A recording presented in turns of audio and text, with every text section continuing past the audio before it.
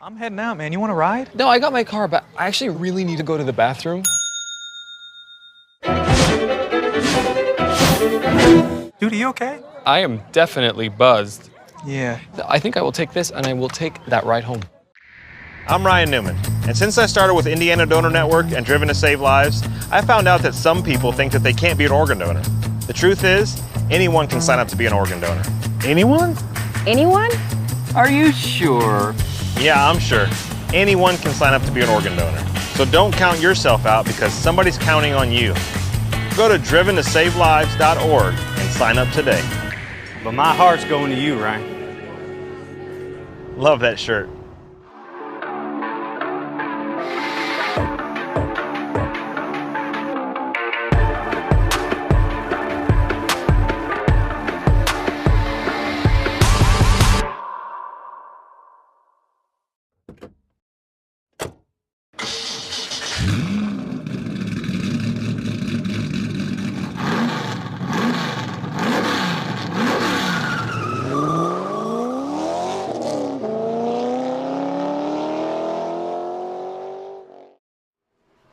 Good evening, ladies and gentlemen. Welcome back to another night of iRacing action here on the National Racing Network.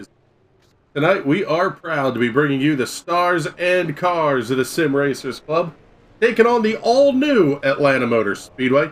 My name is Chris Graham. It is a pleasure to have you hanging out with us here tonight. And joined in the booth, as always, by Mr. Patrick Byrne. Had a great weekend up at Pocono Raceway. Took about 8 million pictures while he was wandering around out there. But, man, I'll tell you what, buddy, that was a good show at Pocono, and I think we're going to see a pretty good one here tonight, too. I was going to say, it's the most people I've ever seen at Pocono. The grandstands looked like it was at iRacing, how optimistic the iRacing grandstands are where every seat is filled. But there were less than 100 tickets left for sale by the time the green flag dropped. Yeah, it was, I believe the race was technically called a sellout. That one was fun, but tonight we're talking Sim Racers Club, and we're down to the final 3 rounds of the spring season as qualifying, getting ready to roll out on to the racetrack. And we take a look at, well, let's see, what do we want to take a look at first? We'll talk points here first.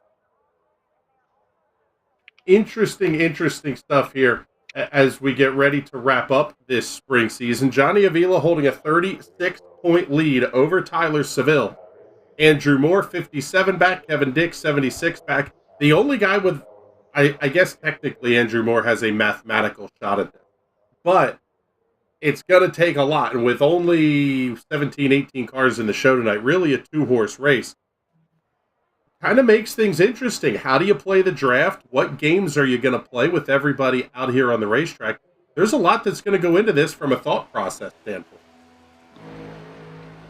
Yeah, as well as I missed the Atlanta race on TV. I haven't seen one on iRacing. I've heard it's a lot similar to a plate track now. And that's something I'm excited to see how it plays out. Yeah, it's going to be interesting for sure. We'll pick up, Hunter Waters bins it big time in turn number 1 on his qualification lap. Troy Haight out on the racetrack as well. We're following along with Andrew Moore Jr. on the left-hand side of your screen. We'll pick up Troy Haight here on the right side, see what these guys are going to be able to do in qualifications. Lap number 1 for Troy Haight, 31.885. 32.165 for Max Williams, Jacob Williams, Andrew Moore, and Hunter Waters, top 5. Lap number 2 for Andrew Moore will be quick time, top of the board, 31.72 with a 0, 31.720 seconds. Jacob Williams moving up to second quick, 31.775. How about Corbin Simmons moving up here pretty quickly as well? Simmons in the number 10. Let's pick up on the left-hand side of the screen. We'll pick up Tony Patton as he wakes his way out around the racetrack.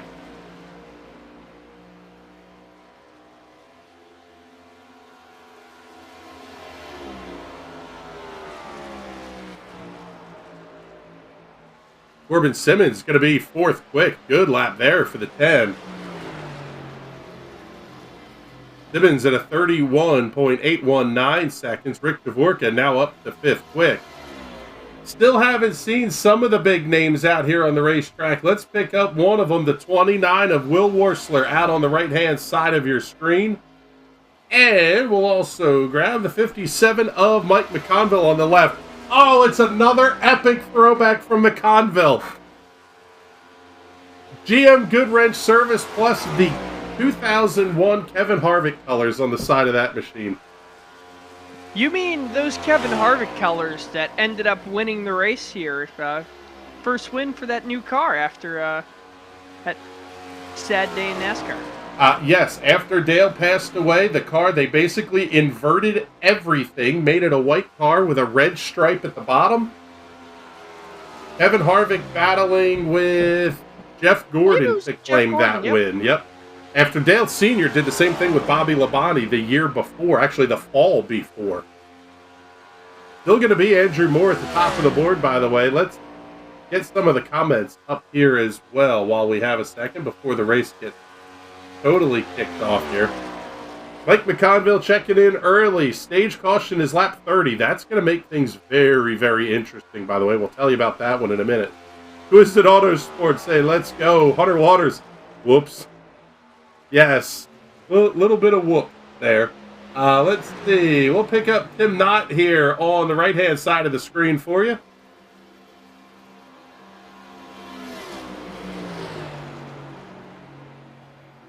And let's see who else is out here. Well, let's go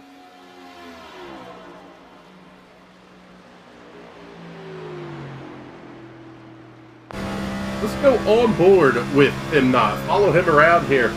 This new Atlanta, Patrick, is, quite frankly, pretty insane. It's a mile and a half, a ton of banking, up to 28 degrees. This is truly a plate track, the way this place is driving right now. Are you telling me on fresh tires these guys aren't lifting? I'm telling you that about 10 laps in is where the real race is going to be starting. Once you get a little bit of wear on the tires, the lift becomes absolutely huge into the corners. And really, you have to drive it completely through the corner. Now, are you saying it's kind of like Indy cars? The way you got to, like, really back up the corner and then it kind of pushes through? Yeah, sort of. That is going to put on a very, very neat race, to say the least. Yes, it's going to be, like I said, it is going to be very, very interesting to watch here. McConville saying, just call me Mr. Throwback. We might. The Throwback Kid? Twisted Autosports, I took the pit exit cone for 2 laps. Big oof. Yeah, that's, not good.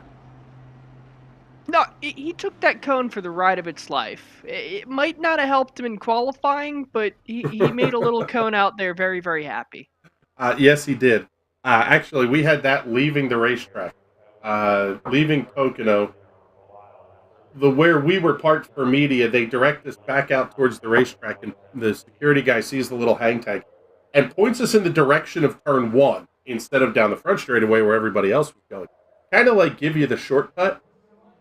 Taking turn 1 at Pocono at like 80 miles an hour in a 2016 Nissan Altima was pretty fantastic.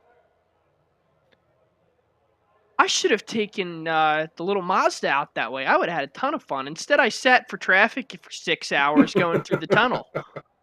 Yeah, it sounds about right. Before we get too far into this one here, it looks like qualifications are almost complete. Because we have one more guy to take a look at here, and it is Johnny Avila. We'll flip this over to the ticker so we can tell you a little bit about what's going to be going on here at this racetrack here tonight. Atlanta Motor Speedway, located in Hampton, Georgia, just outside of Atlanta. 1.54 miles, 28 degrees of banking, third configuration of this place since it originally opened in 1960. This is round number 12 of the Spring Series Championship for the Sim Racers Club. 114 laps is the distance. Stages are going to be at lap 30 and lap 65, and the stage break is going to come at lap number 30. Here's where that gets very, very interesting. Likely to be a two-stop race. The fuel window says you can go 65 to 70 laps. So in theory, you should be able to make it on one stop. However, if you stop at lap number 30, you're going to be about 5 laps short of fuel. And now the caution laps are going to help, and I'm sure some added cautions are in there, but the potential is there. You can try to make it on one stop. More than likely, could be a two-stop race here, though, with you having 2 sets in the box. Tire wear is minimal to moderate. No backup cars are available. And as we mentioned, the championship points run, Johnny Avila sitting on 547 points, followed by Tyler Seville, Andrew Moore Jr., Kevin Dick, and Will Worsler. Johnny Avila on his lap goes 31.787 seconds. That's going to be only good enough for 6th quick on the grid. So down to 50 or so seconds left here. Let's see. Twisted Auto Sports. I want to take my WRX to Nashville Super Speedway. That could be interesting. Yeah, if you like having 6 neutrals. I'm a Lancer guy. I'll mess with you, Subi guys. Mike McConville saying, I will be trying to make it from caution to checkered if it stays green. And that almost brings up the question of how do you make the fuel last when you're talking about pushing that hard? That's really not necessarily the easiest thing to try to do when you're talking about pack racing. Now, one advantage of pack racing is as long as you're not at the front of that pack, you never have to hit full throttle. And you can even do the Johnny Avila clutch and coast. The Johnny Avila turn it off mid-corner and coast is what it was more like here over the last couple of weeks. Yes, sir. It's going to be an interesting one, though, here as everybody's starting to head out on to the starting grid.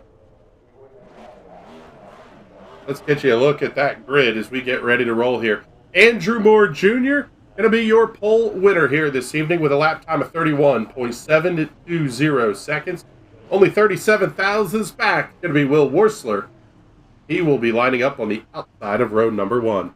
Scott Wise and Jacob Williams on row number 2. AJ Digby and Johnny Avila on row number 3. So bookending that middle row, row 1, row 3, 4 Will Worsler cars inside the top 6. Brad Allison and Troy Haight on row number 4. Row 5 will have Mike McConville and Corbin Simmons. Richard Smith II and Rick Dvorka on row number 6. Row 7 going to see Tony Patton and Max Williams. Hunter Waters, Daniel Pinkston occupying the 8th row here for the start tonight. And all alone on row number 9 will be the 41 of Texas, Tim Knott. 17 cars for 114 laps here around the Atlanta Motor Speedway. It really kind of almost, Patrick, sounds like it's the race to lap 30, and then it's the race to lap number 65. Race to lap 30, and then a race to lap 114. That middle stage break is almost going to be just kind of thrown out the window since it's not actually a stage break. It's going to be more of just count the points and everybody rolls with it. Yeah, obviously some of these guys who are really in need of points are going to try and get the lead at lap 65, but it's not necessary to win the race. And honestly, I'd sit back and relax until the end of the race. Just keep yourself on that lead lap.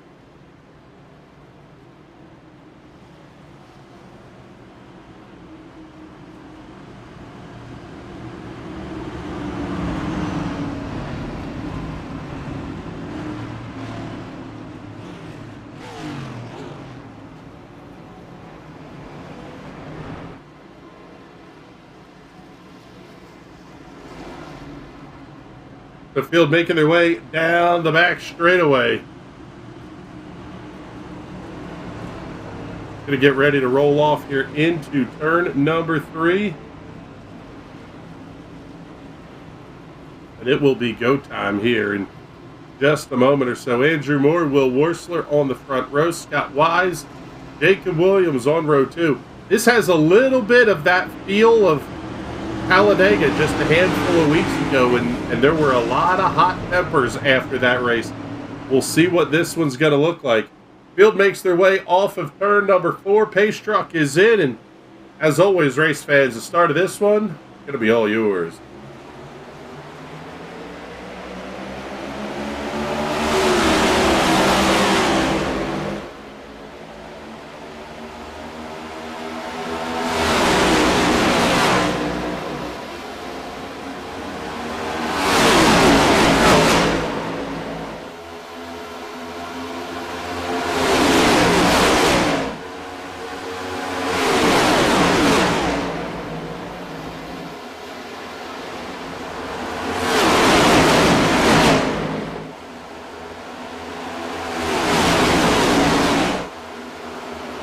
Lap number 1 in the books, and it will go to Andrew Moore Jr. Will Worsler, Scott Wise, still side by side through turns 1 and 2.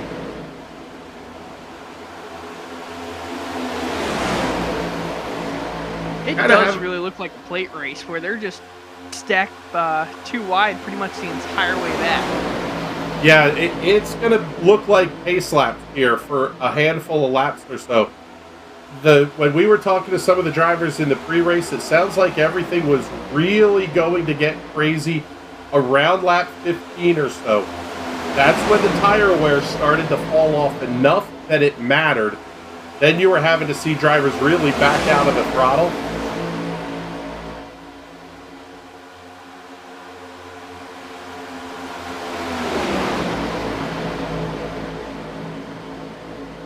Will Worsler up to the high side of the racetrack. He'll be your race leader off at turn number 4. Going to bring the 2 with Jacob Williams with him. Already 4 laps into this race.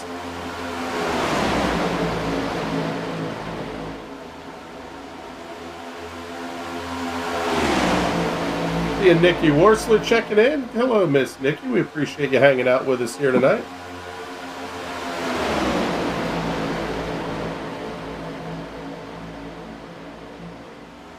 Definitely one of the things about plate tracks is the whole, do you want to be at the front or do you want to be at the back? And quite frankly, some of this, we talked about Mike McConville wanting to be able to just ride a little bit. Definitely a good bit of that going on here from Mike McConville.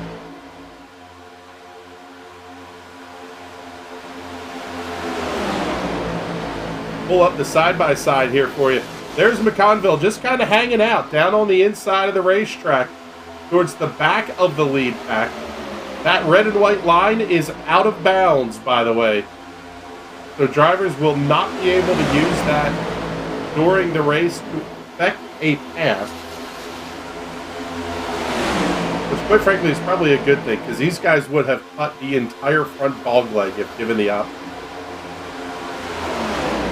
I say boys have at it. I want to see some people tear up some race cars. How about it? Johnny Avila making his way to the head of the field now. Not really surprised here. Andrew Moore sliding right back underneath. Avila already up 5 positions.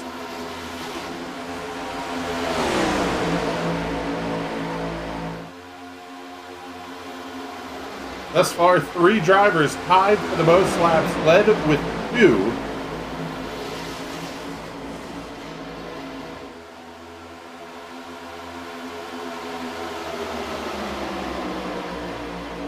Behind Scott Wise, Brad Allison, Mike McConville doing battle here. Slide back a little bit here, pick up the back half of the field as well.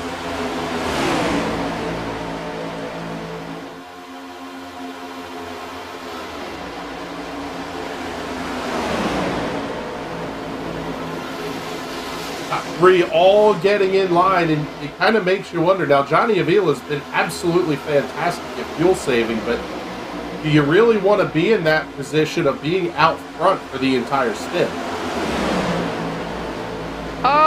Maybe for this one. Get those stage points, you can come into the pits, and a guy like Johnny Avila, I don't have any doubts that he'd be able to make his way back up to the front.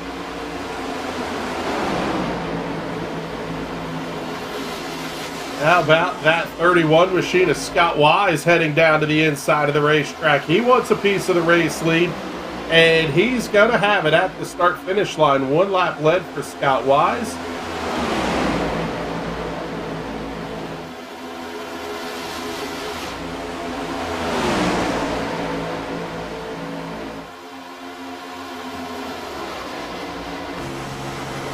Go on board here with Andrew Moore Jr.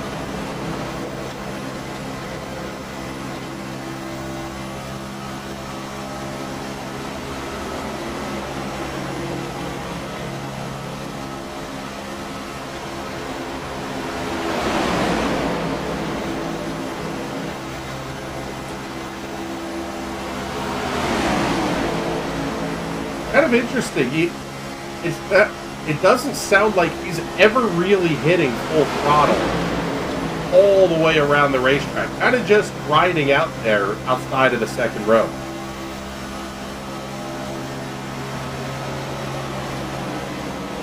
Almost just like he's trying to just save fuel, relax, let the race come to him, maybe save the tires a little bit so he can make a jump maybe later on towards the stage.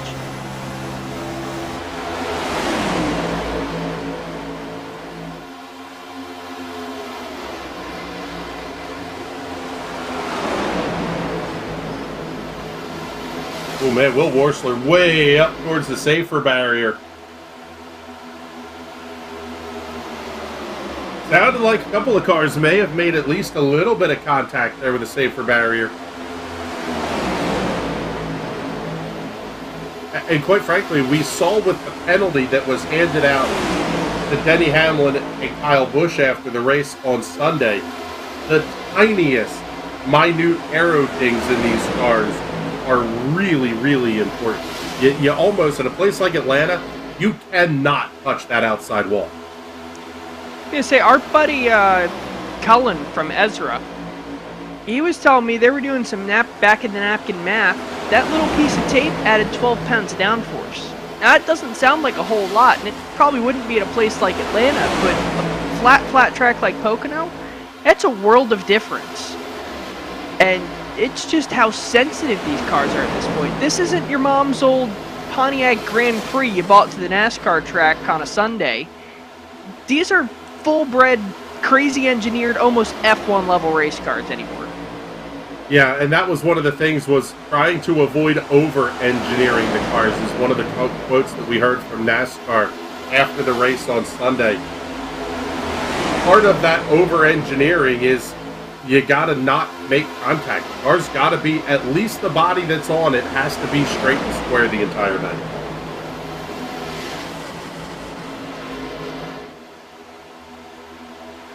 And I don't know how Ross Chastain is doing so good, because he's hit everything but the pace car, and I'm not even sure about that. Oh, that's fantastic. Johnny Avila heading back to the field here at the conclusion of lap number 15. Going to be Avila, Moore Jr., McConville, Worsler, Wise, the top 5. Scott Wise falling back a little bit here from this top 4. I mean, they're going to catch right back in, but pull up the side-by-side battle here between Troy Haight and Brad Allison. Richard Smith going to slide up there as well, as McConville going to have to contend with Will Worsler down on the inside of the racetrack. I think they got what they wanted here in this new Atlanta Motor Speedway. Absolutely insane racing, kind of from the drop of the green flag. Yeah, it's pretty fantastic. And I'm waiting to see for these tires to fall off and see the kind of moves these guys are going to have to make. Yeah, I think we're starting to see some of that now, because your top 6 have gotten themselves, for the most part, single file. Will Worsler down to the inside of the racetrack, going to be there with Troy Haight into 28. It's now 0.7 of a second back to the second kind of pack of cars that has formed up and is running side by side. This is going to be the interesting watch, quite frankly, this entire race. How do we see the tire strategy develop over the course of the run? Maybe you end up having to save a little bit more than you were planning on. Oh, we've got one up into the wall. Pretty big contact there down the back straightaway. That's going to be Richard Smith II. May have gotten some help into the outside safer barrier at the exit of turn number 2. Smith trying to get down onto the apron. He will be able to do so. Going to have Tim not going with him. They'll head to pit lane.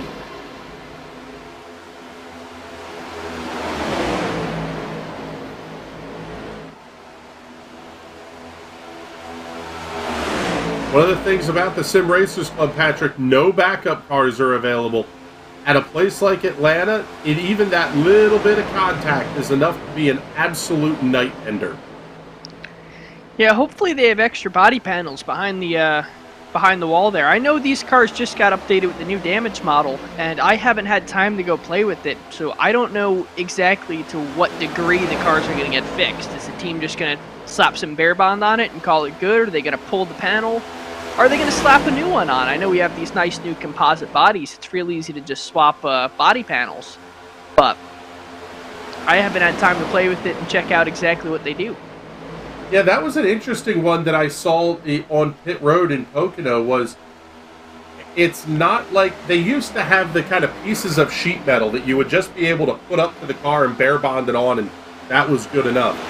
Now you either have to just pound out the composite and try to get it back to where it was, or change the entire panel of the car. The front fascia can be changed, the quarter panels can be changed, the hood can be changed.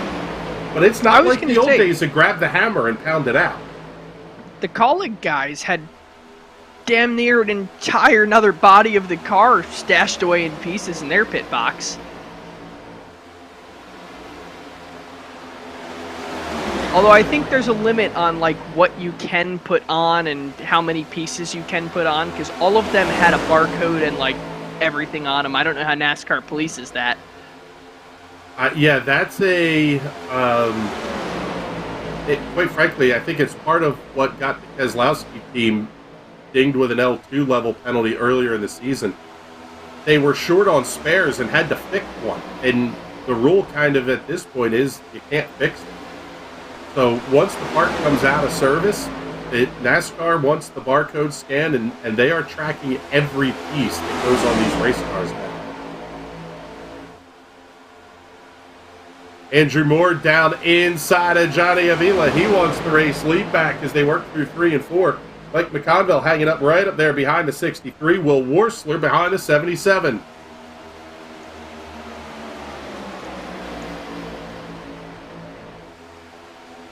Six to go here in stage number 1. And I'll tell you what, Patrick, I am, we'll say, pleasantly surprised with what we're seeing right here.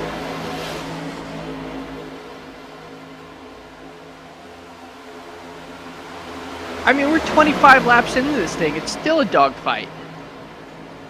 Yeah, a big-time dogfight. Old Johnny Avila getting way high up the racetrack. He may have gotten a piece of the safer barrier, exiting turn number 4.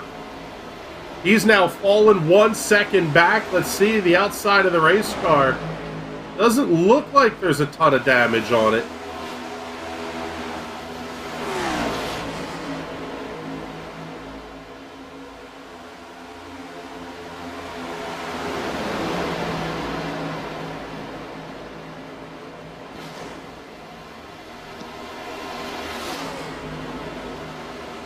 Avila continuing to fall back, though, sitting about 1.1 seconds behind third place running Mike McConville.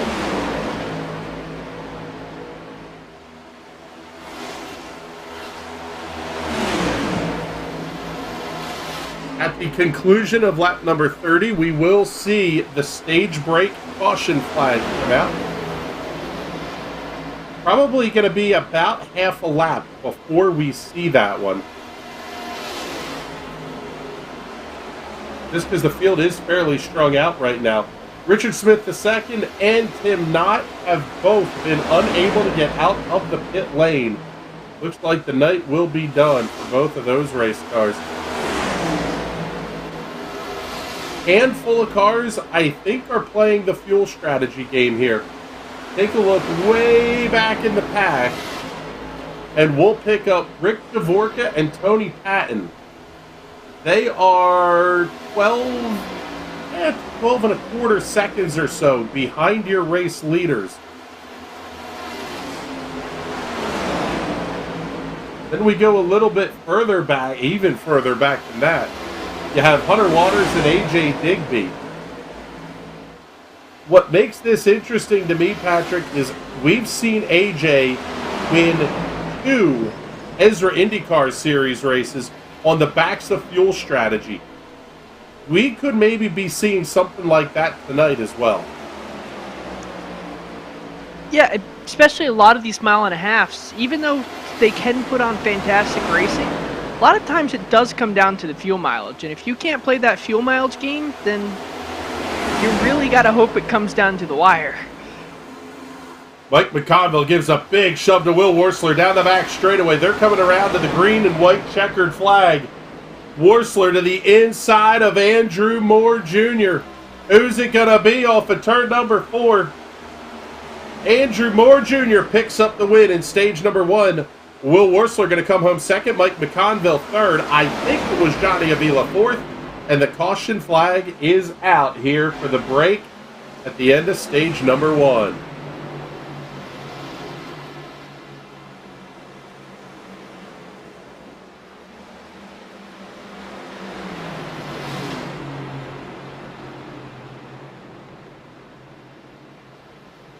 The field will get picked up by the iRacing safety car. The pace truck should be out on the racetrack here down about turn 1. Field will get woed up behind them, and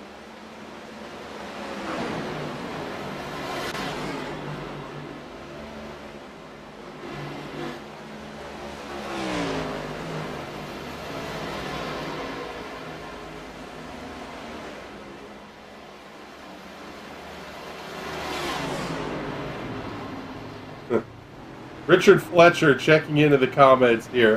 Yes. This one, don't mess with AJ when it comes to fuel savings.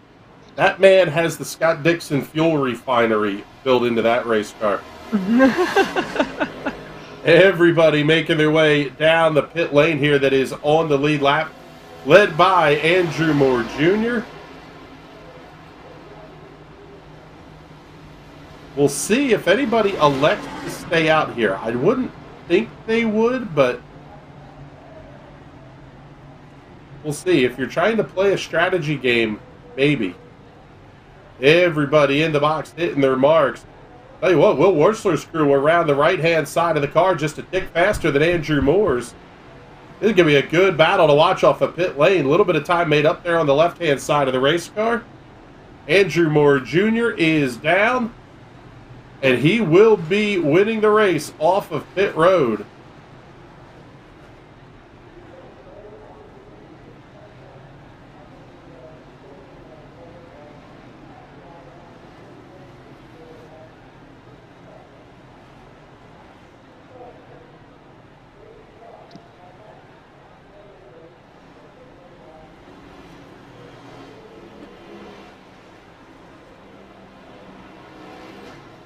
The race off of pit road going to be Andrew Moore Jr., Will Wursler, Johnny Avila, Max Williams, and Brad Allison, your top 5. Corbin Simmons just now getting off the pit lane.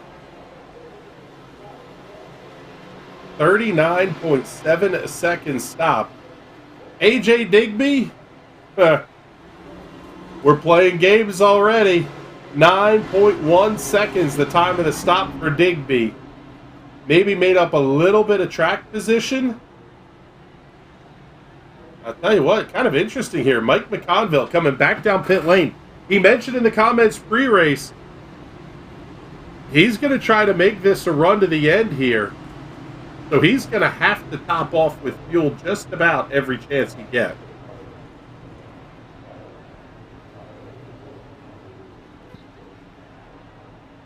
Yeah, I mean, even just stopping again to just add an extra half gallon to the car, that might buy you, I don't want to say a ton of time, but a couple laps. It can buy you enough.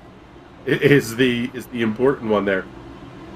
But McConville and Patton will have to restart here from the back of the field.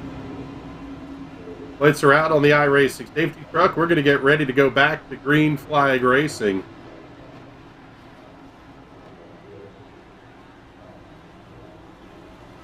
Got to thank everybody that's tuned in on YouTube and on Twitch. Thank you very much for hanging out with us here. We appreciate all the comments too. If you really love the work, super chats are available. That's about a guaranteed way to get your comment up on the screen. Within reason, anyway. I have said some really dumb things for a super chat. usually, I say usually because it's Patrick buying them.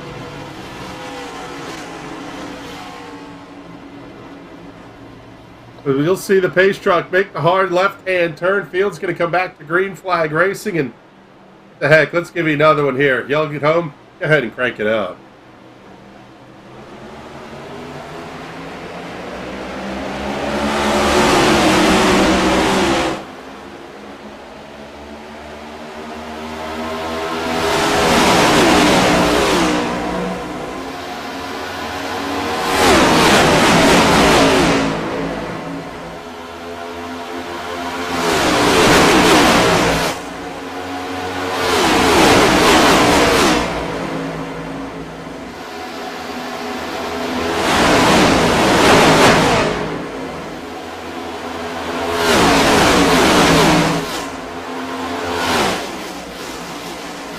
Andrew Moore Jr. going to lead the first lap of stage number 2. And now I guess the question becomes, Patrick, how long are these guys going to play nicely for? Still 20 to go. I'll give them some credit. They're going to sit here, relax, and take it easy. And now that I'm putting this actually out there, Murphy's coming around, slapping that law book right on my desk, and these boys are going to wad their stuff up. Right-hand side of the screen had Max Williams and Troy Haight. Troy sliding back just a little bit here at the start of the stage.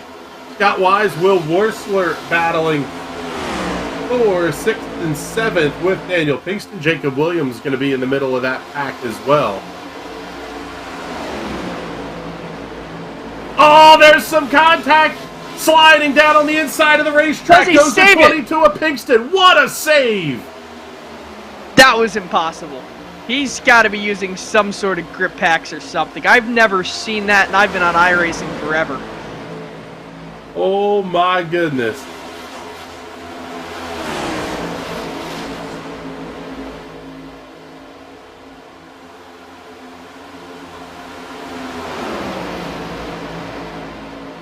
Let's take a look at this one on the Hot Shoe Racewear instant replay.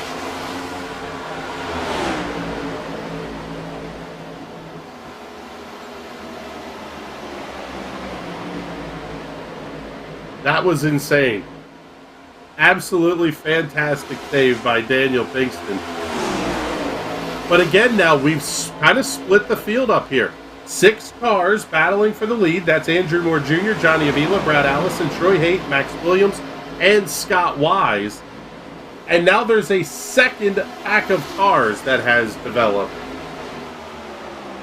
That one's going to be led by Will Worsler. Daniel Pinkston, the only car down on the inside there. Also going to have the 10 of Corbin Simmons, Mike Conville, Jacob Williams, Tony Patton involved in that little scrum.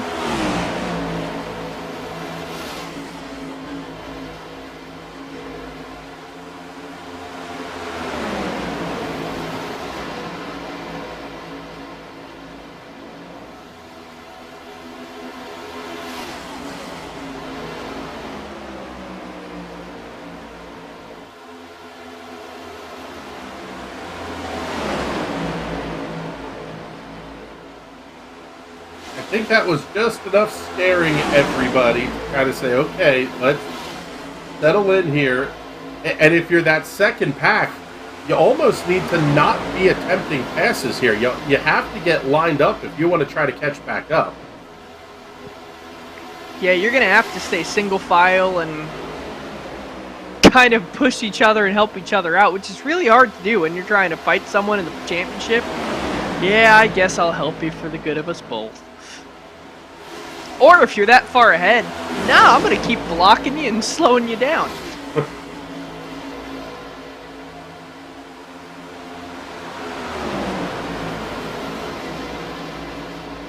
And actually, I guess we can about confirm it here.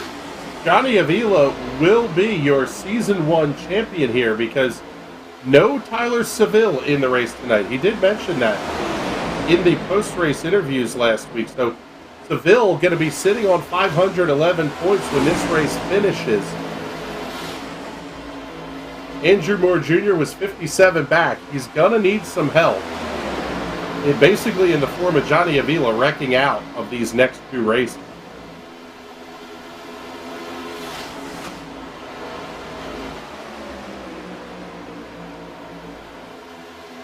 Actually, I don't even know that would matter. He would need Avila to basically not show up the next 2 weeks.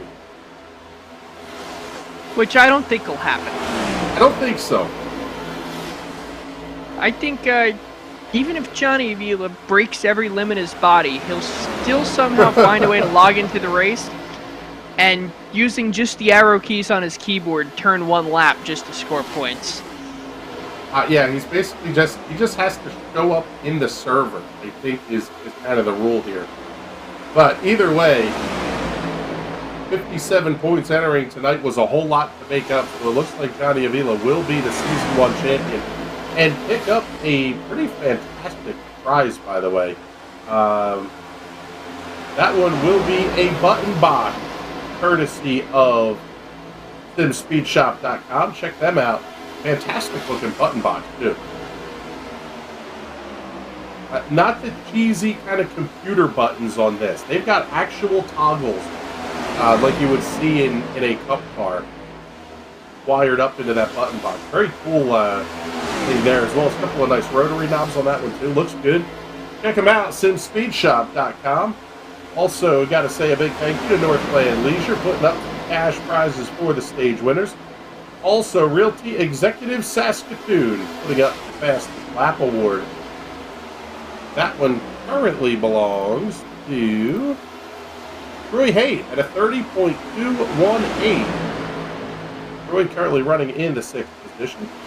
Custom Paints and Diecast putting up some cash for the hard charger. Right now, that's going to be Max Williams up 9. Also, an award for the biggest loser. That one going out the door to AJ Digby at the moment. However, he's playing the strategy game. I was going to say, you're only the biggest loser when the checkered flag flies. Yes, I will say leader in the clubhouse right now. I was going to say, plenty of innings left in this game. Not only are we mixing sports, but now we've mixed golf and baseball in the last sentence and a half. We are good at what we do, people, I'm telling you. And it looks like the Flyers have the... Oh, never mind. They've never done that before. Yeah. Coming around some lap traffic. Oh, that's squirrely through 1 and 2. My goodness. Lap traffic trying to stay out of the way. This place is wide. Almost as wide as Daytona is. It's just that it's so this narrow. place is wider got than a Daytona. spinner. Corbin Simmons going for a ride down the back straightaway. We stay under green. Let's take a look here at the Hot Shoe Racewear instant replay. Take a look and see what happened to Corbin Simmons.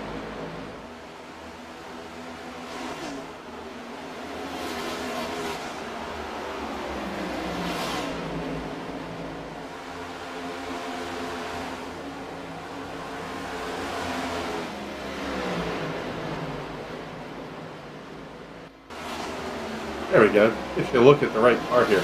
Oh yeah, just got it down to the apron. That was odd. Didn't spin, but definitely not the direction he wanted to be going at the moment. So following the front of the field here, Andrew Moore Jr. continuing to lead. Brad Allison, Max Williams, Scott Wise, and Johnny Avila, your top 5.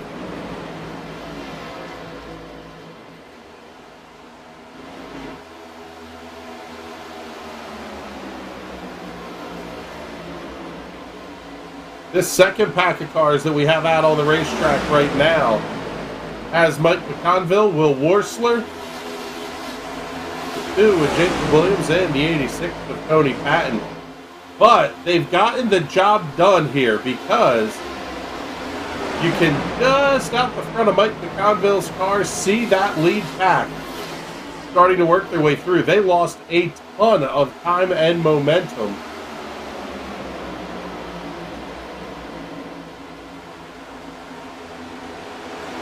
We've got a new race leader, Brad Allison, heading off to the front of the field. Andrew Moore's led 27 tonight. Johnny Avila's led 14.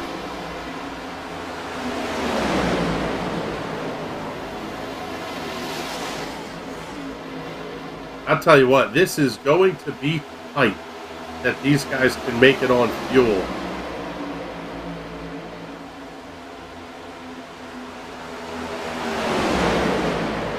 Just looking at the numbers, if it was a 70-lap maximum, that's only going to get you to lap 102. You're going to have to do some wildly epic fuel saving. Or hope for a caution that you're not in, I guess is the only other way to try to make it here. But at that point, I would almost think you have to pit for tires as well. Yeah, unless you're really good at saving them, but the rubber is going to wear down eventually, no matter what you do. You're still turning this thing almost 200 miles an hour. Max Williams down to the inside now for a piece of the race lead. Not quite going to be clear of Brad Allison.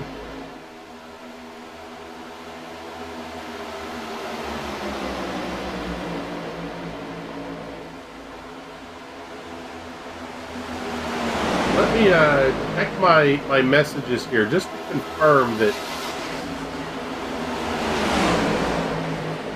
Yeah, we've gotten the go-ahead here.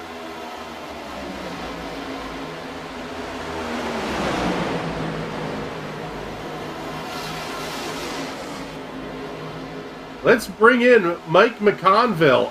He said it was okay to bring him in under green, so we're going to do it. Mike, you talked about making this thing, the fuel tank, last all the way to the end of this race. Do you think the number's going to be there? With how hard I had to push the gear and the fuel mileage to catch the pack up, the 3 or 4 of us, no, that's not there. We're going to need a splash. So at that point then, do you think about short pitting? Does it become a long strategy game, or is it more of just you kind of have to come when everybody else does? I really don't want to give that away right at the moment, but it's going to really be if you want to take your last set of tires or if you just want to splash, depending on where you pit. But the draft is so big here, you really can't lose it. All right, Mike. Well, thank you much. We appreciate it. We'll bring you back down to the quiet room so you don't got to listen to us all night long. Oh, he's probably got us in the background anyway. Possibly, but that's one of those questions I always laugh at when you hear it on TV. Hey, Ted Canals, what's your strategy? Like, I'm going to tell you that. You have to ask the question. If you don't ask it, you didn't do your job. But you know what the answer is going to be. What are you, dumb? I'm not telling you that. The top 9, we'll say, yeah, top 9, top 10 maybe. Now breaking away here from the rest of the pack. We'll bring them up here. You know, but if I was a crew chief getting asked that question, I would just throw some curveball stuff at the reporter. Yeah, no, we were thinking about pitting in 2 laps, and then just to throw everyone off, we were going to go Omaha and, like, pit again, just give her another little splash, try and bring the whole field down. Yeah, it's a little bit of an art, being able to read what a crew chief is telling you, what lies the crew chief is telling you on top of the box. I will say this, the other question is, how does the car feel? I would imagine Mike McConville's race car feels pretty good right now. They were able to make up a big gap code themselves back into this lead draft. And really, the only other two guys that there's kind of two separate packs that have formed up, but it's only two cars. Corbin Simmons, Daniel Pinkston, that's 11th and 12th.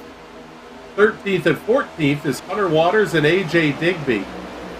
These guys are 16 seconds back of your race leader, but you look how tight AJ Digby is running to that number 7 down the straightaways. Something tells me these guys think they can make it. Otherwise, they would have stayed up front at the last green flag. Yeah, there's something fishy going on here.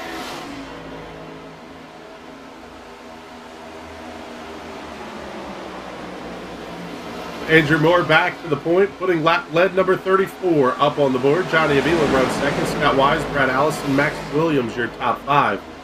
First side-by-side battle going to be a little bit deeper in the pack here. That's going to be Jacob Williams and Troy Haight. Haight down on the inside of the racetrack. Had McConville giving him the shove. Now everybody running the outside of the racetrack. Well, just about anyway. Mike McConville ducks out of line to get in behind Troy Haight. McConville battling with Will Worsler here into turn number 1.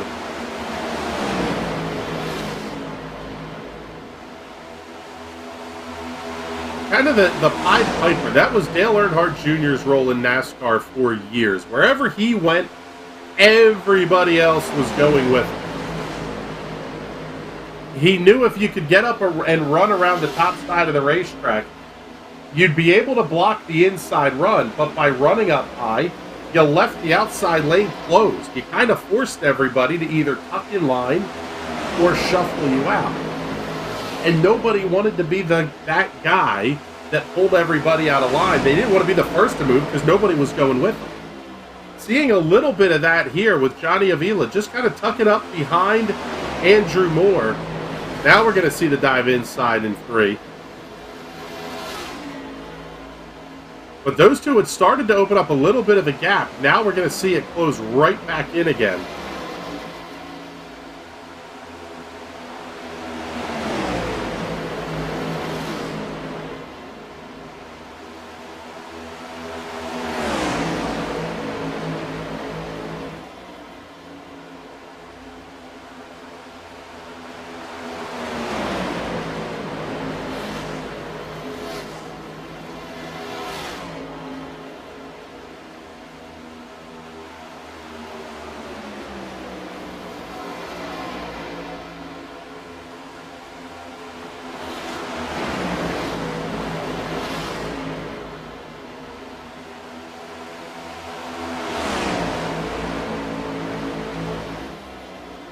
Already past the halfway point here in this one. Going very, very quickly.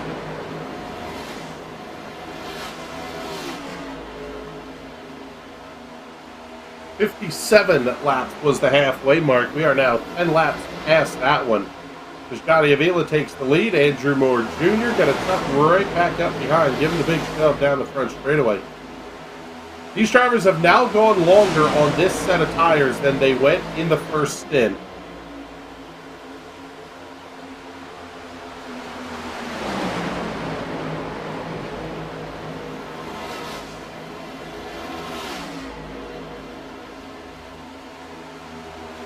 Kind of no surprise. We're just going to kind of hang out here and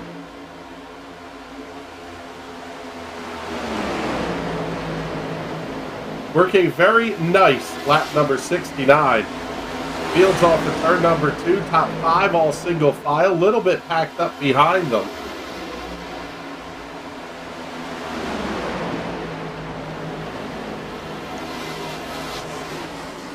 This lap is going very nice. I'm glad you mentioned that.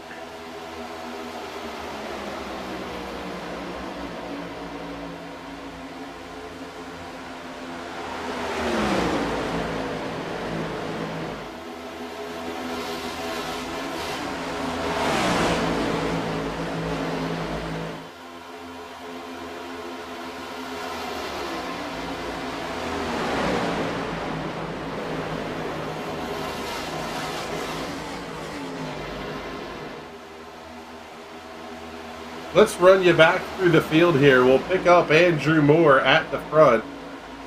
Started on the pole. He's led 37 laps thus far tonight. Very, very quick has been the pilot of the number 77.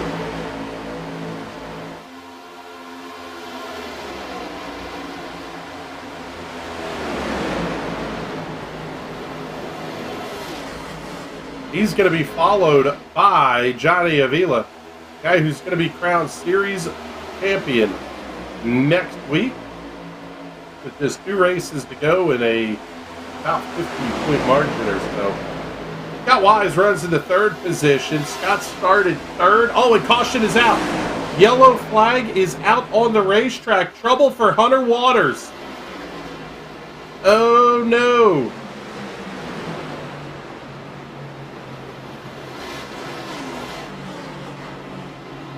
What happened to Hunter Waters? Let's take a look here. Oh, he got Punterino from AJ Digby, and Digby hits the wall as well. Well, Digby sure put him in a pickle. And he eye-centered it. No! Gets it, able to get it down off the racetrack, but man, that's going to be, that's going to be tough for Hunter Waters to get cycled back around here.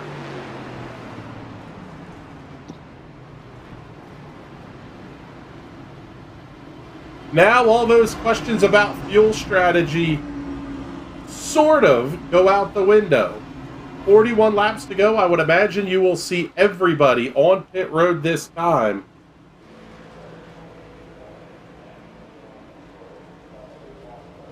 Come down, get the second set of Goodyear Racing Eagles. Packet full of Sunoco fuel. And actually, this will be about an even stint to the middle one they just ran, a 41-lap stint.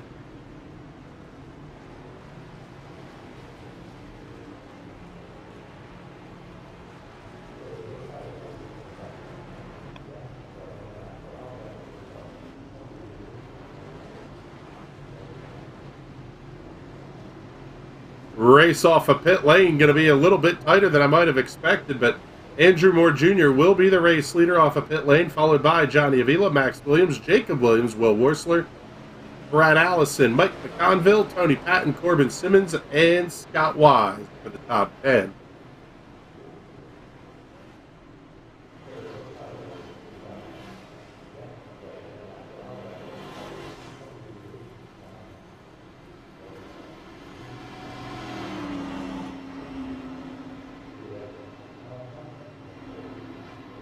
Let's bring Will Worsler up into the booth with us here under caution. And Will, the cars look pretty good out there all night long. That Willoughby roofing machine has been pretty good. The pit strategy seems to have fallen out where everybody's going to be good to go.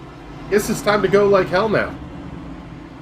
Yeah, we'll see, man. I really thought there would be several cautions, 2 or 3 at least. Hasn't been any. Everybody's done a really good job. Everybody's there's a lot of give and take going on.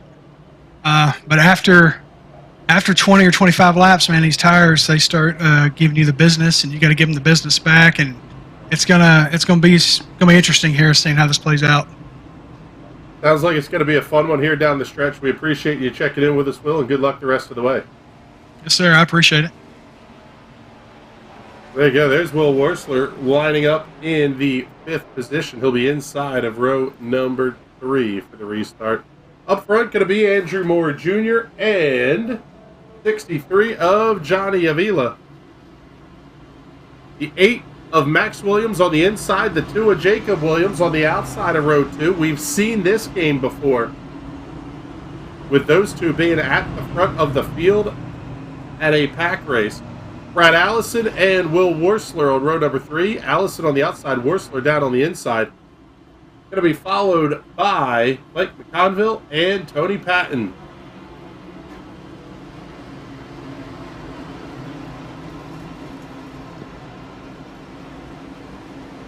I would guess almost now, Patrick, with Will talking about how bad the tires go off after 25 laps or so, It's almost like you now have to make the move early in this one. If you're kind of in Mike McConville's shoes, something like that, you want to get yourself at least up towards the front of this lead pack. This way you stay in the lead pack if they break off.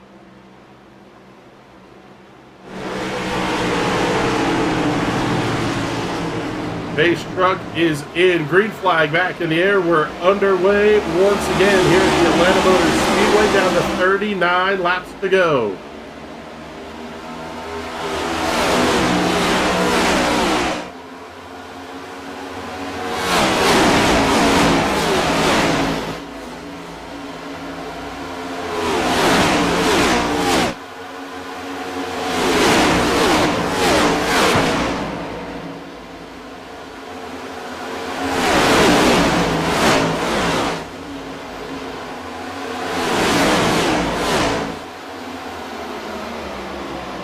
Andrew Moore going to continue to lead. Max Williams giving him the big shove down into turn number 1. If I remember correctly, the incident we saw at the end of the race in Talladega came about because of those very shoves. So easy to get these cars turned just a little bit sideways, and from there, all hell can break loose.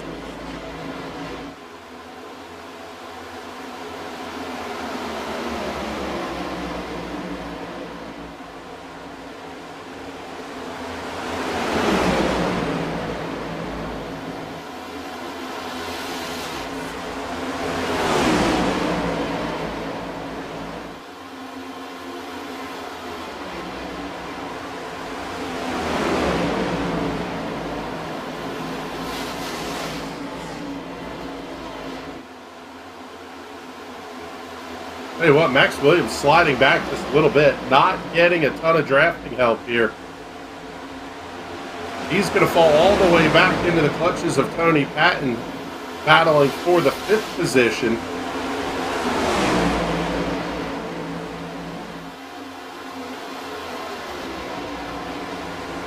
Ooh, a little bit of side draft in there into 3 off of Scott Wise.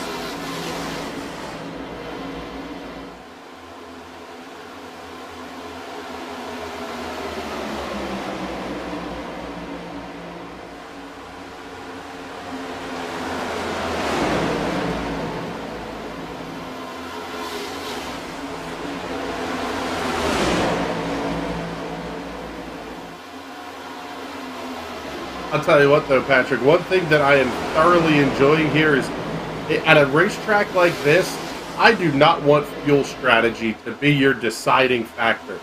I want this to come down to who's dumb enough to make the big move.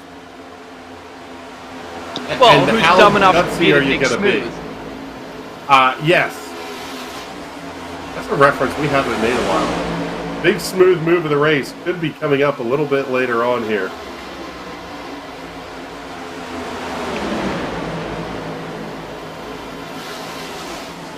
I was going to say, we're bringing it back to the Rockwood days.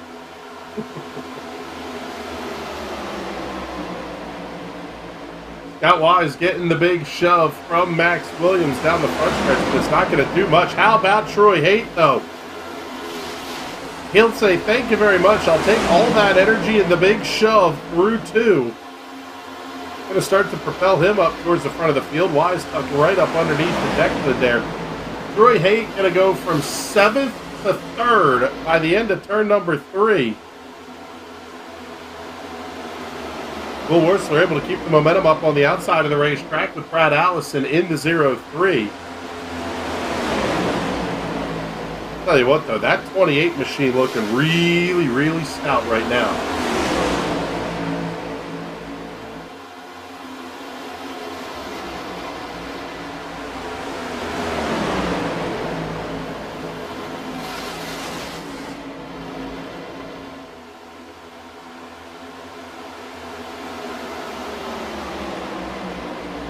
And as soon as I say that, he starts to slide back a little bit as well.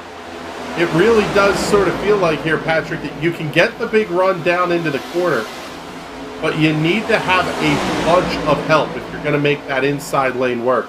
It's not like Daytona or Talladega where maybe 3 cars can get out of line and get hooked up together and make it work. This really is more of you need a ton of help to get that smaller lane working. Yeah, especially because even though you're faster in the mid-quarter down there, you lose so much on exit. So if you don't have help, you're screwed. There's no other way to put it. You're just screwed.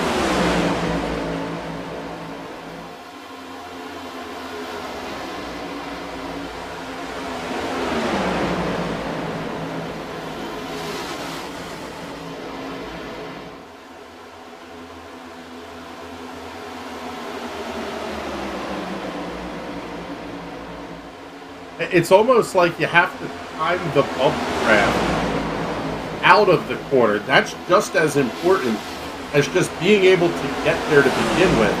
You sort of have to time it so you're making contact. The back car is making contact with the front as the speed fall off starts to happen. Which takes a ton of coordination and a ton of practice to do right. And consistently get it right. And if you don't get it right, again, you're screwed. Your car is getting spun around in a hurry. However, as the laps wind down, I expect more and more people are going to try it. Well, we're also getting a much more well-defined second lane on the bottom side of the racetrack. Mike McConville dropping down there and bringing everybody behind him with him. Max Williams, Jacob Williams, Corbin Simmons. They're all now starting to run that lower line. And you can see the effect that that's having.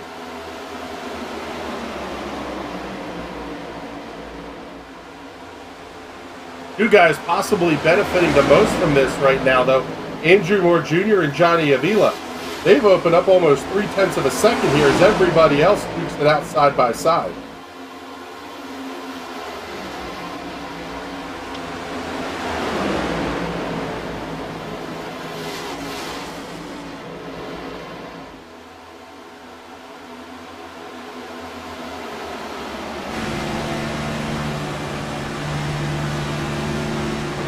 On board here with Mike McConville.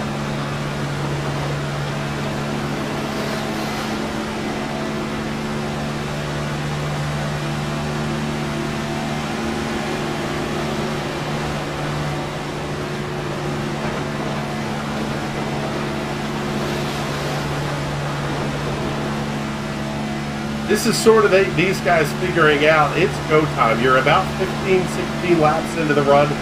You know the tires are going to go off in another 10 laps or so. If you're going to make a big move, it's going to have to come pretty quickly.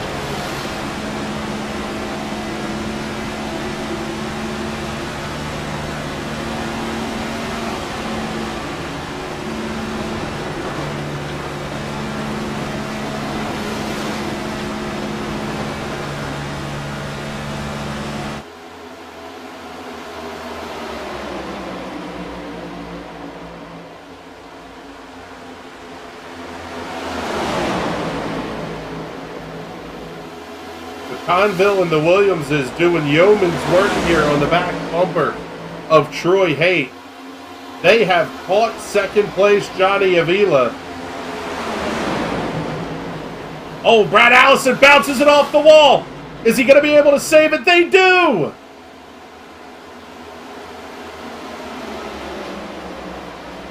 Oh my goodness. We're going to start this stuff again.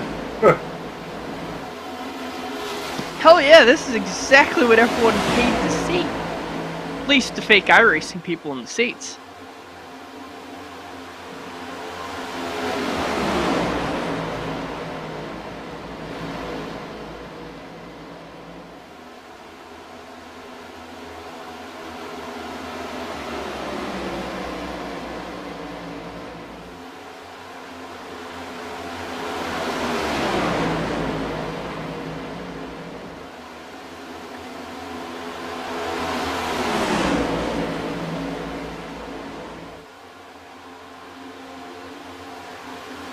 Down to 22 to go. The lead pack is now single file. It is 8 cars deep. Andrew Moore Jr., Johnny Avila, Will Worsler, Max Williams, Troy Haight, Jacob Williams, Mike McConville, and Corbin Simmons. The second pack, cars 9 through 12, Tony Patton, Brad Allison, Scott Wise, and Daniel Pinkston, sitting about 2 seconds back of this lead group as we pick them up here off at turn number 2.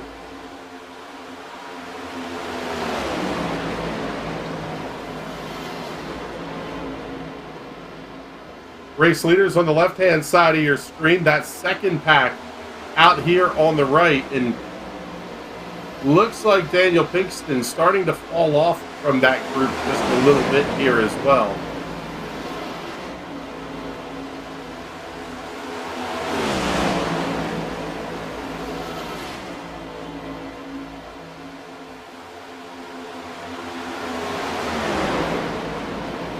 Troy Haight going to be side by side with Max Williams. Jacob Williams, Mike McConville also dueling back there. Can it almost be a negative, Patrick, to kind of show speed like Troy Haight did in the 28, where now guys like Will Worsler, Johnny Avila know, hey, if he gets back up here, I've got to dip down in front of him. Yeah, it's almost like I say all the time, it's like playing chess at 200 miles an hour. You're just trying to get in everyone's head. Go, hey, I'm coming, you know I'm fast, you're going to have to do something. And it kind of trips them up, because now they're thinking, well, do I block him? Do I stay up here? Because if I block him and I don't need to, then I lose all my run, I go backwards. If I don't block him and I stay up here and he passes me, well, I'm still going backwards. So you're really giving them kind of a 50-50 shot at screwing their whole race up, and that's exactly what you want to do. Yeah, and then everything's going to absolutely go ass over tea kettle, I guess it is. Ass over teacups, however you say it. Once they decide at the front that it's time to start battling. Johnny Avila and Will Worsler are not going to hang out on Andrew Moore Jr.'s bumper the rest of this race. They're going to make the move for the race win. Maybe 17 to go is too early to try that. You're going to give up a good bit. But, man, it feels like go time is here now.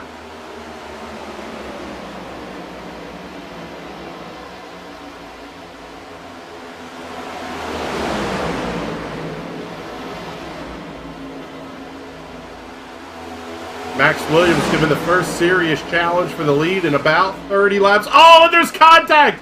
McConville into the back bumper of Williams. He turned him sideways. What a save, Max Williams. He didn't even lose a position. That was fantastic. I look over, there's a car in the infield. I'm sitting here going, we're going to get a yellow flag. Now we're still green, and he hasn't even gone backwards. Has not lost a thing. And remember, there is no love lost between Mike McConville and Max Williams after that race at Talladega.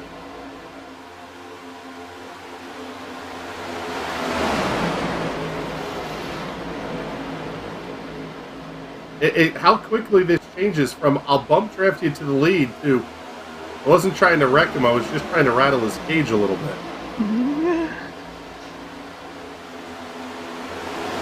Tell you what, Johnny Avila not able to hook up on the back bumper of Andrew Moore Jr. That could come back to hurt them here in the late stages of this race. Now McConville's going to duck down to the inside. Does anybody go with Max Williams? Does anyone go with McConville? What a pass inside by Mike McConville. And he's going to go 2 for 1 as Johnny Avila slid up the racetrack. Puts Mike McConville up to second, Max Williams to third. Avila and Will Worsler starting to fall back.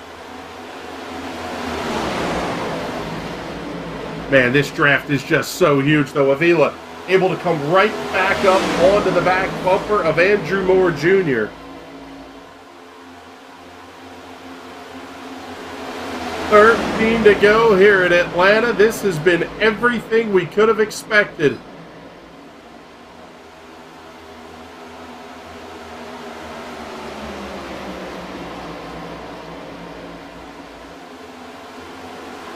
And all this side-by-side battling has allowed that second pack to close back up. It's now a 12-car battle for the race win with 12 to go.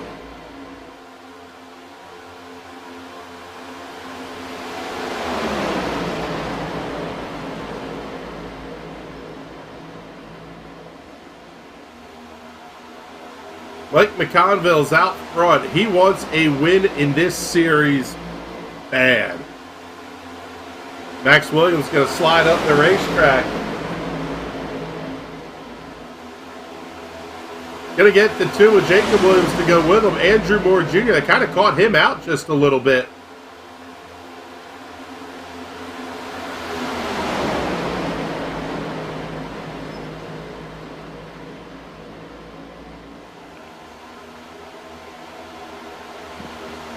Ten to go, this time by the start-finish line. Who's it going to be? Who's your pick to win?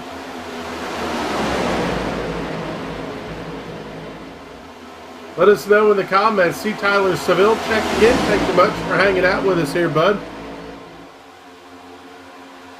Wish we could have you in this race tonight. But... oh, the 8's going to bounce it off the fence. Andrew Moore Jr.'s back to the lead. The 2 also off the fence, and the caution's out. Yellow flag is out.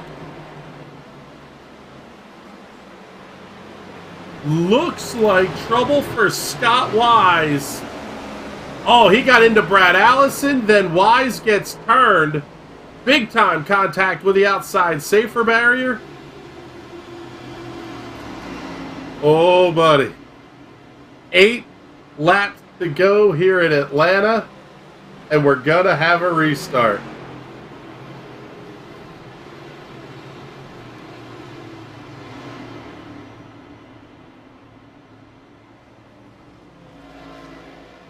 I'll tell you what, Patrick, at this point, everybody has used up the tires. They have none left in the box.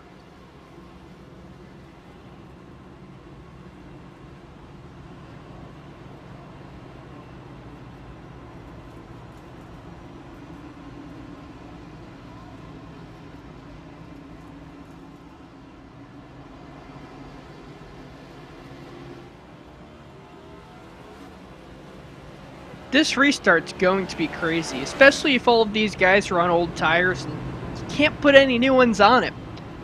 You're stuck there with those Flintstone rocks all the way around the car, and it's gonna get spicy. Yeah, this one definitely has the potential to be pretty crazy here. Let's see if we can chat with Mike McConville as we circulate here under the caution flag. And I'll tell you what, Mike, last time we were asking you questions about pitch strategy and all that kind of stuff, all that's out the window now. This one's going to be fun. Oh, we're going to be brawling to the end. We already were the last 30 laps. It's going to get even more wild. I hope people are loving this, because I'm loving it from in the seat, man. I'll tell you what, the contact you had with Max Williams sent him down to the infield. What was going through your head when you saw that 8 car pop back up right in front of you and he hadn't lost a thing? I had that third monitor. I was lifting. I wanted to give him that spot back. He and I we hooked together and we went straight to the front. So I'm looking for that 8 car to work with me, and I'll be working with him.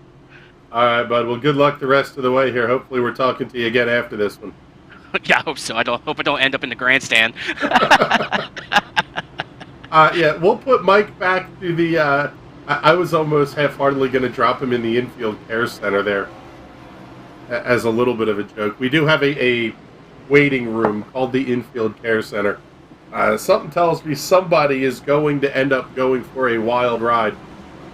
I think more than one people. It's going to be a Uber X helicopter ride. Oh, man, Will Worsler about getting up into the outside fence there under caution. But I'll tell you what here, Patrick, the thing that has me really excited about this is we have a little bit of teammates together, a little bit of teammates that are separated out from each other. Will Worsler and Johnny Avila going to be on the outside of rows 2 and 3. You know they're going to push Mike McConville to the front. They want that, at least to be there. But then you've got Max Williams down behind Andrew Moore Jr. Moore looks like he hasn't really been able to take a big push throughout this race. This really could get very, very squirrely by the time we get to turn 1. This could get very squirrely by the time they even get to the start-finish line.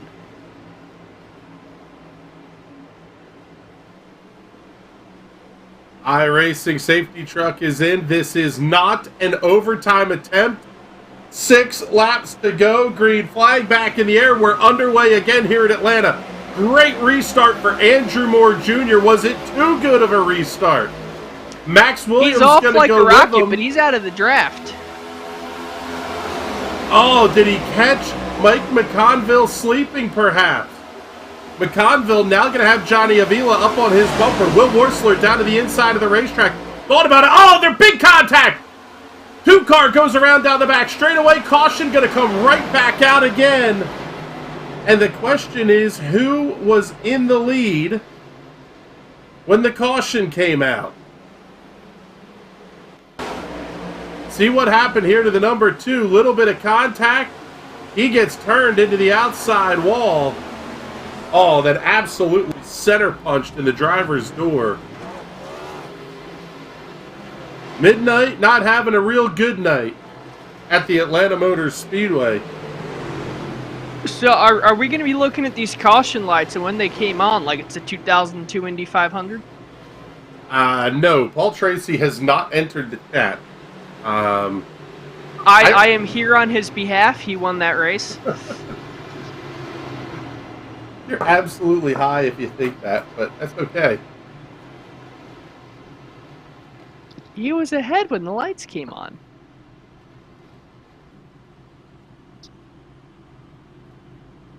When the lights came on, yeah.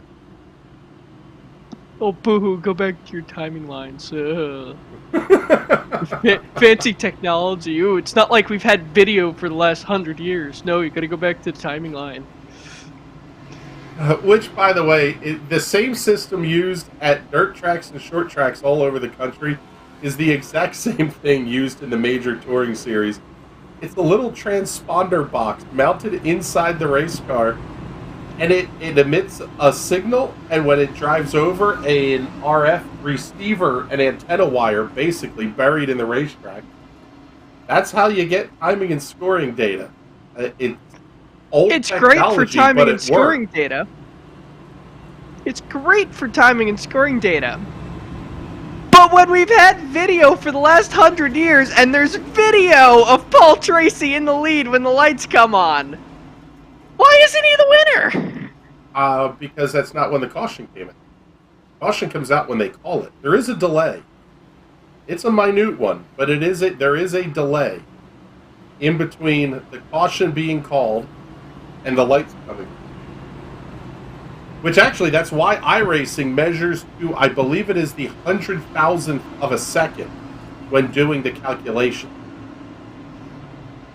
Because it actually takes that. Yet there's always going to be some form of a delay between the caution command being sent and the actual signal activating in the race car. So that's why they measure it. So iRacing is always pretty darn close. We have broadcast 2 dead heat races here on NRN. One of which was a dirt midget race. The first dirt midget race we ever broadcast finished as a dead heat to the 100,000th of a second. That one was fun. We're actually spending time looking at...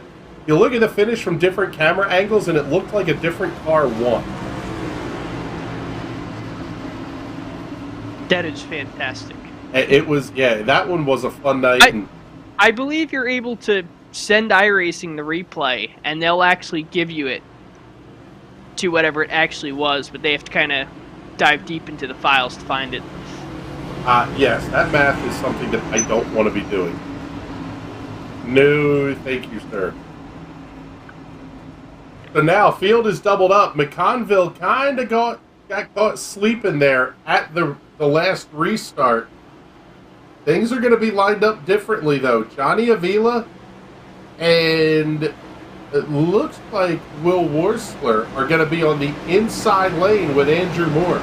Those 3 drafted very well together, but now Mike McConville's got his drafting partner on the back bumper. And again, this is not an overtime finish. This is a restart with 2 laps to go.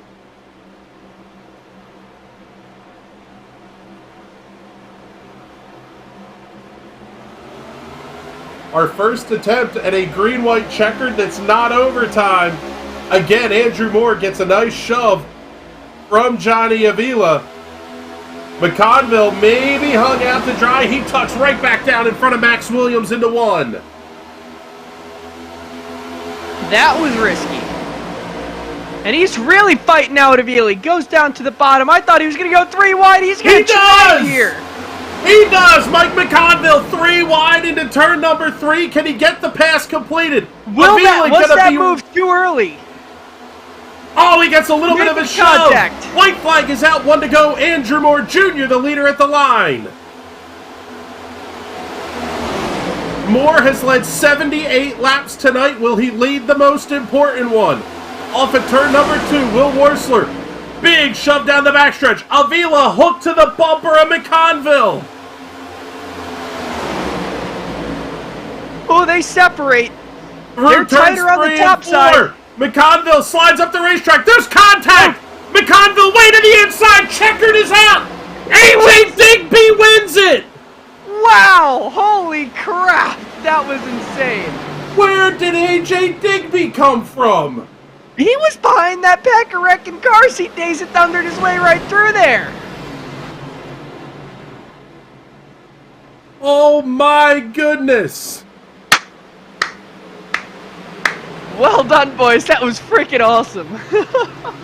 AJ Digby gets the race win.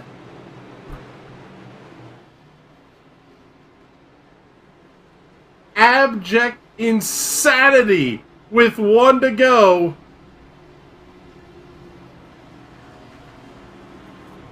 Digby's going to absolutely burn the place down at the start-finish line. McConville had it, and then... Oh, man. It's like that tour race at New Hampshire. Oh, my goodness. Let's take a look. Replay this first. We're going to do it at quarter speed. From Mike McConville's perspective.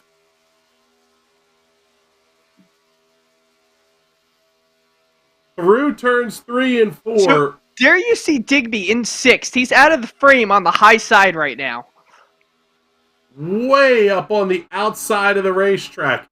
McConville, Moore make contact.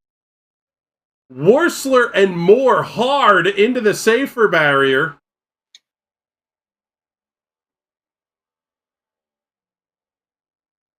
Oh, my goodness. Man, I'm going to need you to back that up and do it frame by frame.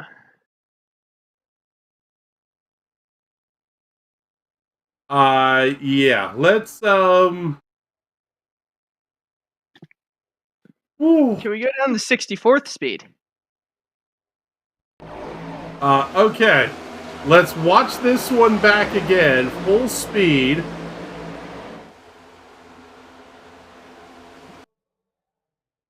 And we should be able to go frame by frame here.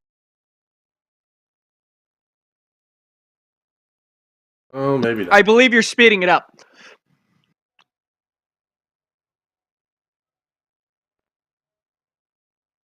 Okay, so our frame by frame isn't working. But, oh my goodness. That was incredible. Let's take a look here at the race result. AJ Digby getting the win by 3 thousandths of a second over over Mike McConville. Max Williams finished 3rd. Johnny Avila 4th, and we haven't hit a 1/10 of a second yet.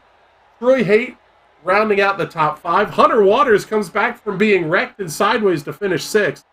Tony Patton, Corbin Simmons, Scott Wise, Jacob Williams round out the top 10. Followed by Daniel Pinkston, Will Worsler, and Andrew Moore Jr. Field rounding out with Brad Allison, Richard Smith II, Rick Dvorka, and Tim Knott. That was unreal. I don't know any other way to say that.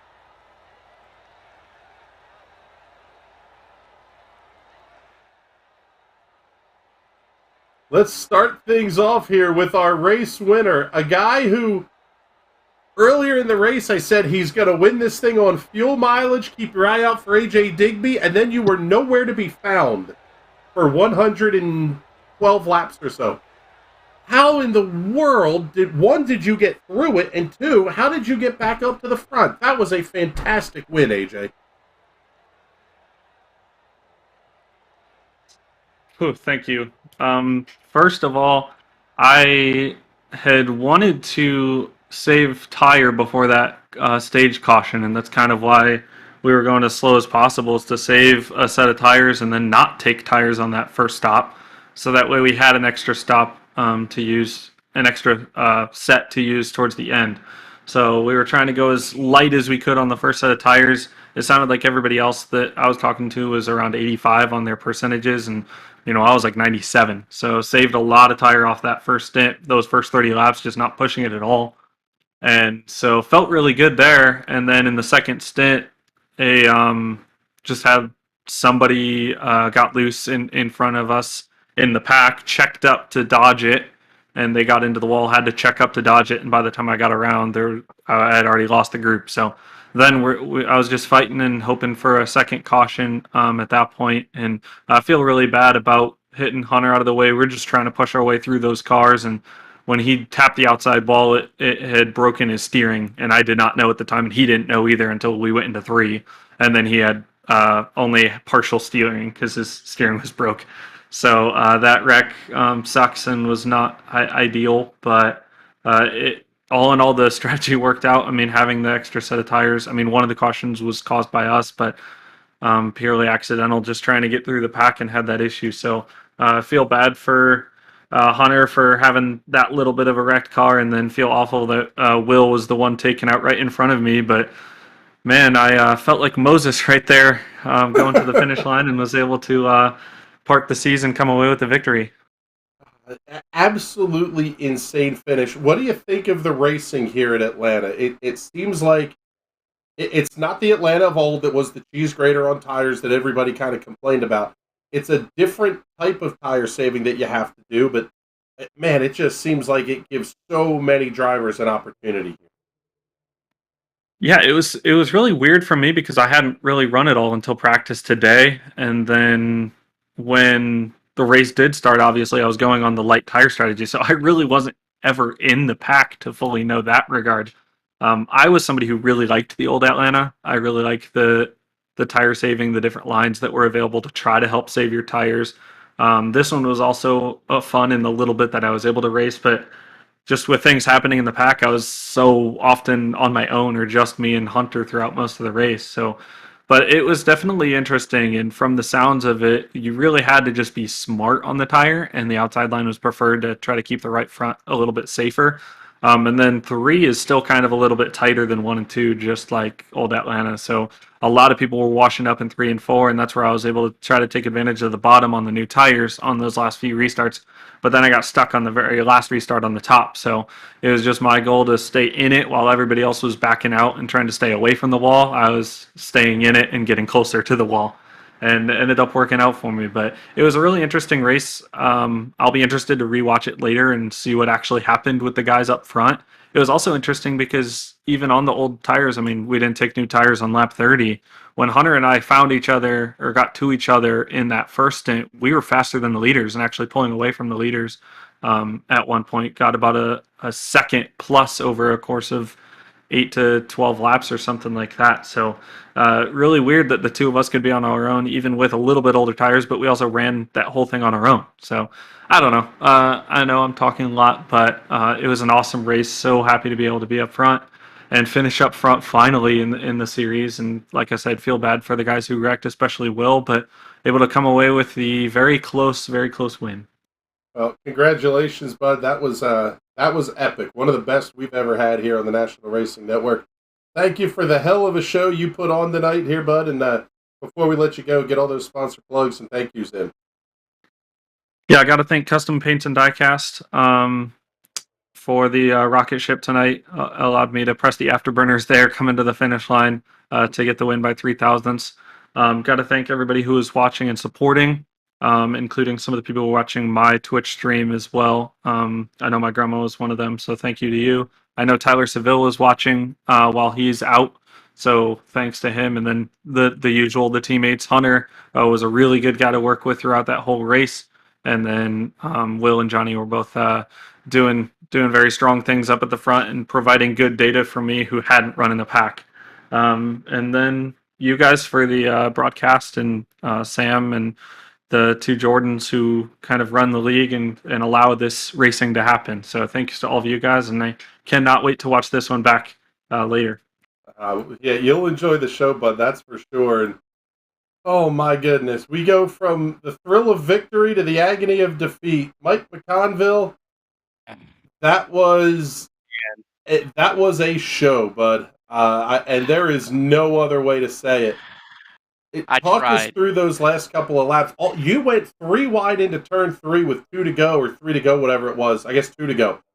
Yep. And Patrick's asking, was that move too early? I'll tell you what, that was on the screws perfect. Little bit of a bump, little contact, and ultimately 3,000 separating you from victory. I mean, under that last caution, Johnny and I were talking back and forth, and we were like, we work together at Super Speedways sometimes, and we usually push well, and like whoever's in front will be the winner. And he and I were talking after the race. He's like, I thought you were going to go with me on the high side to get past the 77. I'm like, dude, I saw a chance. I'm desperate to get a win. And he's like, I totally understand. So I thought, damn AJ, saving a set of tires. if he wasn't so lucky to miss that wreck on the high side, that was all yours. I'll say it. He got lucky, and sometimes you need luck more than skill. Man, I'll take some luck. Like, what do I have to do? I ran my best race of the season, and to come up literally a nose short. You weren't even a nose short. That little front camera, like, placed there right under the grill, that's how short you were. On the little kick out on the yeah. Yeah. I say a Denny Hamlin piece of tape is about what you finished behind here. Man, but they would have DQ'd me on post race. Yes, pull the wrap on every one of these Will Wursler racing cars. 100%. Cheating. They all cheating. I'll tell you what, bud. Fantastic run tonight. Great finish. Easily your best of the season. That one's got to feel good. It feels great. And a lot of, maybe this is your momentum builder into the second half of the 2022 season. Absolutely. We're running on 3 top 10s, a 7th, a 5th, and then easily what could have, should have been a win. And man, the storybook almost was perfect today with this paint scheme, this track, and a typical Atlanta finish. Just the wrong car won. Well, I'll tell you what, bud. Congratulations once again. And before we let you go, get all those sponsor plugs and thank yous in. First off, I need to thank Johnny for pushing me there at the end. Thanks Shattered Dreams Racing. Those guys help me every week, even though sometimes it doesn't show very well. But we put in the work every week. I want to thank you guys for always putting on an amazing broadcast. Literally the most underrated guys in all of iRacing. You deserve way more views than what you guys get each week. I've watched other guys and they're not as good, but they get so many more views for some unknown reason. We got to get you guys out there. You guys should be calling the Coke series. That's how good I think you guys are. Well, I appreciate that, bud. That is very, very kind of you to say, and we'll see. I don't think we pay iRacing enough money to get those broadcasts, quite frankly. But thank you much, Mike. We appreciate it. And man alive, let's get Max Williams up here into the booth. Max, it was kind of funny. We were talking to Mike earlier in the race, actually under green flag conditions, and he said, Max was working with me, and we're really good at pushing together. I could push him, he could push me. And you guys end up separated and yet finishing, I don't know, a couple of thousandths apart at the finish. Absolutely insane. Congratulations on a great run tonight. Absolutely, thank you. Yeah, we always knew we have good speed coming into the super speedways. Atlanta's a bit of a wild card though with the new configuration. Still learning it, kind of. It starts off super speedway-ish and then transitions honestly back to almost an intermediate with the tire wear. It's truly a fascinating racetrack. But Mike was working good. Yeah, we were hooking up there a little bit. It's strange. I'm always looking for my teammates, and we ran good at Talladega together. But McConville gave me some really good pushes as well. Might have to sign him away or something, get him on board. But he was doing a heck of a job. He gave me, I'm pretty sure it was, I hope it was seen. He gave me that one shove down the back straightaway, about sent me to Mars or something, and gathered it back up. And I trusted him after that, and we went to the front, and we were leading with 8 to go. So yeah, we talked about that. Well, we had the camera on you at the moment, so we caught every bit of it. Then we asked Mike, said, "What's going through your head when Max disappears from view, reappears entering turn 3, and you guys didn't lose a beat?" That kind of had to be almost a little bit of a light bulb moment, like, hey, I've got a shot here. Yeah, that was usually that ends up in destroying the field and a bunch of wrecked race cars. But I had a couple of saves like that tonight, just battling mid-pack hard. And I was like, a couple guys keyed up, like, good save, Max. And I was like, yeah, it's kind of feeling like, I got a good shot at this. I'm just missing all the chaos. But we were actually, with Mike and the help of my teammates who got up there late, we had the lead at, I think, with like 8 to go, something like that, 7 laps to go. And we were feeling pretty good. Just didn't have the confidence all night, and this is a me thing. Just didn't have the confidence to run the high line like we wanted to, and like the rest of the guys were doing tonight. My car was better on the bottom, but I didn't think in that situation with about 7 laps to go that it was formed up enough to risk giving up the run that was behind me. Then we put it into the fence, me and like the 3 guys right behind me, right as that caution came out, so we lost some track position. Then AJ Digby saved that set, and that was the race-winning move, but I didn't even think that was possible, so that's mad shout out to him. None of us in our voice chat were like, no, we got to take tires. We're slipping and sliding. We're hitting the wall. Easy decision to take 4, but it still worked out. 3rd place. We've had a good string of results here recently, so I'm very happy with it tonight. Both my teammates got top 10s as well, so a good night for the team. Mike McConville checking in the comments saying, I am a free agent technically. Sign me up. All right. Okay, all right. I'll work on that. There you go. There you go. We got we're making we're playing Love Connection here in the post-race chats as well. But man, I'll tell you what, bud, congratulations on a heck of a run tonight. The car looked really, really good. And before we let you go, get all those sponsor plugs and thank yous in.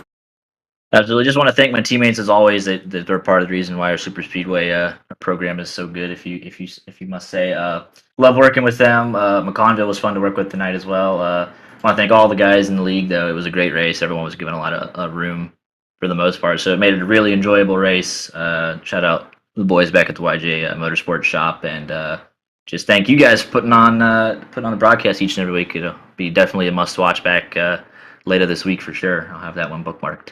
All right, buddy. Well, hey, we appreciate it. Thank you very much for hanging out with us here. And man alive, Patrick, are you not entertained? That was a finish. That was a freaking probably one of the best finishes I've seen on iRacing. Yeah, and I'll tell you what, the whole race was good. Even when we had the leaders, Andrew Moore Jr., a star of the show tonight. The guy leads 78 of 114 laps. And comes home 13th after that last corner incident, that last straightaway incident. Man, we had drivers that were coming forward, they were moving to the back. Just so many storylines out of this. AJ Digby was nowhere to be found. Hunter Waters was wrecked at one point. He finished 6th. This had a little bit of everything to it, and man, this one was fun. This is the Sim Racers Club stuff we get to see week in and week out. If they ran Atlanta every week of the season and we got races like this every week, I don't know that I would complain.